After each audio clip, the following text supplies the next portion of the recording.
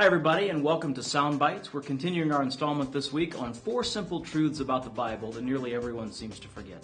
This week we look at principle number 2, that the Bible was written for us, but it wasn't written directly to us. See, God never changes, but the world that God speaks into changes constantly.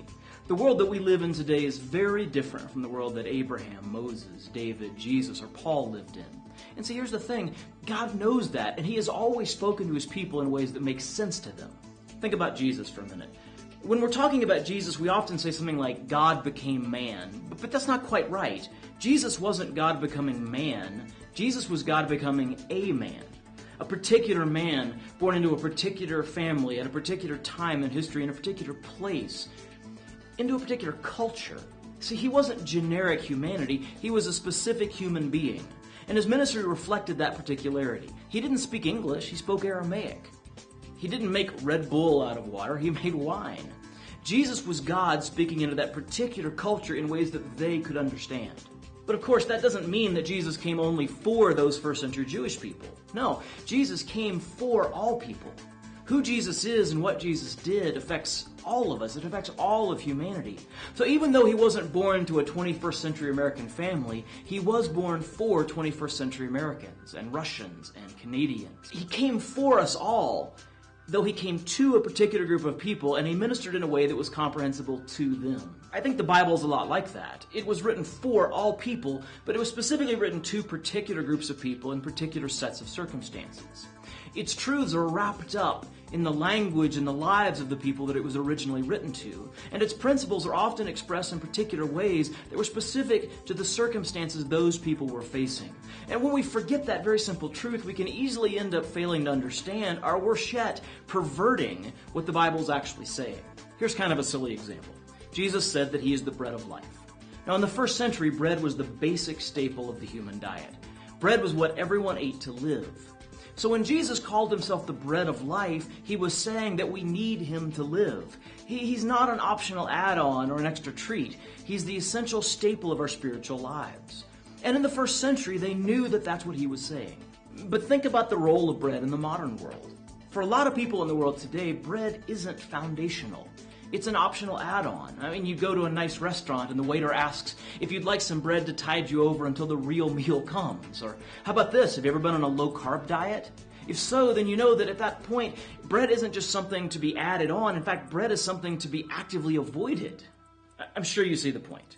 If we read Jesus' claim to be the bread of life through a modern lens, we will fundamentally misunderstand what He was saying about Himself.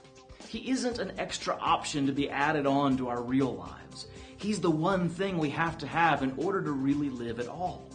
Now that's an obvious and it's a pretty silly example, but it serves to make the point. See, when we forget to read the Bible through the lens of the people to whom it was originally given, we run the very real risk of either being unable to understand what God is saying to us today, or worse, we run the risk of misunderstanding and even misrepresenting God's Word.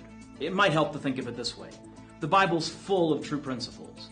But principles like God is merciful or that, wealth can be an obstacle to spiritual growth, those principles are best communicated in concrete ways. And elements of concrete communication like words and analogies and metaphors and examples, well, they're like the incarnation. They wrap up the otherwise incomprehensible truth and they deliver it to us in a way that connects and allows us to get hold of. But to make something concrete, you also have to make it specific to the people you're giving it to. That's why the Bible was written in Hebrew and Aramaic and Greek, because those were the languages of the day. Those were the concrete, particular means by which God communicated timeless truths. The Bible wasn't originally written in English because that would have made God's inspired word incomprehensible to the people who first received it. God didn't give the Bible to us, He gave the Bible to them. But again, that doesn't mean that the Bible wasn't written for us. The Bible may not have been originally written to you, but it was written for you. God had you in mind even when He gave David those Psalms, or Isaiah those prophecies, or Luke that gospel. He knew what you would be going through when you read those words given to those men so long ago. And He intended that what He gave to them would be a blessing, an encouragement, and a challenge to you. The Bible was written for you. All I'm saying is that to get the most out of the Bible, to get everything out of the Bible that God put there for you, you have to remember that it wasn't written directly to you. Now, we'll talk about some easy-to-use tools to avoid that mistake in upcoming installments. But for now, just remember that you have to try to read the Bible with an awareness of how it would have been understood to the original audience. If you do that, you're going to avoid making an awful lot of the most common interpretive mistakes.